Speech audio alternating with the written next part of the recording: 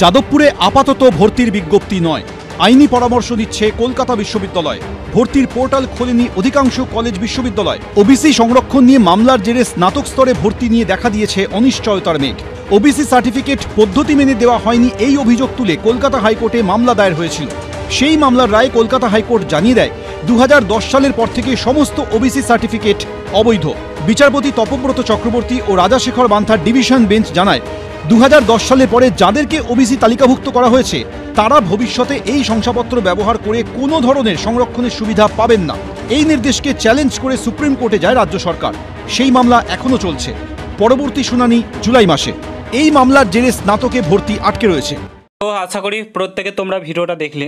তো বর্তমান সিচুয়েশনটা বুঝতে পারছো যে কোন পরিস্থিতিতে বর্তমানে আমাদের পশ্চিমবঙ্গের শিক্ষা ব্যবস্থা রয়েছে, কতটা আর এই নিচে নামবে বাংলার এই মুখ্যমন্ত্রী, পশ্চিমবঙ্গের এই মুখ্যমন্ত্রী আর কতটা নিচে নামবে। শিক্ষা ব্যবস্থাটাকে একদম নাজেহাল অবস্থা করে ছেড়েছে, শিক্ষা ব্যবস্থাকে একদম শেষ করে দিয়েছে পশ্চিমবঙ্গে। শিক্ষক নেই, প্রথমত স্কুলের শিক্ষক নিয়োগ করছে না, শিক্ষক যেটুকুন ছিল সেটুকুন তো 26,000 বাতিল গেল। শিক্ষা ব্যবস্থা একদমই ভেঙে পড়েছে। তার ওপর শুধুমাত্র ভোট ব্যাংকের জন্য, শুধুমাত্র এই ভোট ব্যাংকের জন্য, ভোট পাওয়ার লোভে একটা শুধুমাত্র কাস্টকে ওবিসির অন্তর্ভুক্ত করার জন্য এত বছর ধরে ভোগান্তি করাচ্ছে মাননীয় মুখ্যমন্ত্রী। 12 লক্ষ ওবিসি বাদ দিয়ে সমস্ত কিছু প্রক্রিয়া চালালে এগুলো হতোই না। আমি তো একটা জিনিস ভেবে পাচ্ছি না যে ওবিসির জন্য কলেজে ভর্তি হতে পারছে না, তো তোমাদের WBP কেপির এক্সাম কিভাবে নেবে, কোথা থেকে নেবে, এটাই ভেবে পাচ্ছি না। ঠিক আছে, কিভাবে হতে পারে এক্সাম?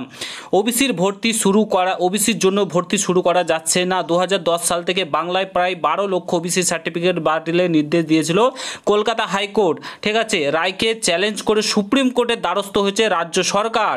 কোনো কিছুই যদি হয় কলকাতা হাইকোর্টে তখনই সুপ্রিম কোর্টে ছুটে যান, এবং সুপ্রিম কোর্টও কিন্তু সেম কথা বলেছে। জুলাইয়ে রয়েছে শুনানি। সেই আইনের জটিলতায় রাজ্যে 169টি কলেজ ও বিশ্ববিদ্যালয়ের ভর্তির প্রক্রিয়া বন্ধ রয়েছে। এতদিন হয়ে গেল, উচ্চ মাধ্যমিকের ফল বেরিয়েছে, কিন্তু এখনও পর্যন্ত এই ওবিসির জন্য ভর্তির প্রক্রিয়ার পোর্টাল ওপেন করতে পারছে না বিশ্ববিদ্যালয়গুলো। রাজ্য সরকার কিছুই বলছে না যে আপনারা ভর্তির প্রক্রিয়া শুরু করুন, এইভাবে করুন, ওইভাবে করুন, কিছুই বলছে না, সমস্ত কিছুকে আটকে রেখেছে। ওবিসি বিতর্কে খোলা হয়নি রাজ্য সরকারের তৈরি ভর্তির কেন্দ্রীয় পোর্টাল। ঠিক আছে, ভর্তি প্রক্রিয়া শুরু করতে পারেনি শিক্ষা প্রতিষ্ঠানগুলো। আর কত নিচে নামবে মাননীয় মুখ্যমন্ত্রী, একদম সমস্ত কিছু শিক্ষা ব্যবস্থাকে শেষ করে দিলেন। সমস্ত কিছু শেষ, শিক্ষা ব্যবস্থা শেষ, মানুষ ধীরে ধীরে অশিক্ষিতর পথে এগোচ্ছে। ঠিক আছে, যাতে তিনি ভোট ব্যাংক পান সেই ব্যবস্থায় করছেন। ওবিসি কেসের জট কাটাতে চাইছেন না। 12 লক্ষ ওবিসি বাদ দিয়ে সমস্ত কিছু করা যাবে, বাট সেগুলোকে বাদ দেবে না, কারণ তার ভোট ব্যাংক রয়েছে সেখানে। সেগুলোকে বাদ দিলে তিনি ভোট পাবে না, তার জন্য এগুলোকে আটকে রেখেছে। চাকরির পরীক্ষাগুলোকে আটকে রেখেছে, পুলিশের পরীক্ষাগুলোকে আটকে রেখেছে। আমি তো ভেবে পাচ্ছি না যেগুলো পুলিশের পরীক্ষা সেপ্টেম্বরে বলা হচ্ছে কিভাবে এক্সাম হবে, কারণ এখানে তো তোমার ওবিসি কেসের জন্য কলেজের ভর্তি হচ্ছে না, সেখানে এক্সাম কিভাবে নিতে পারে রাজ্য সরকার?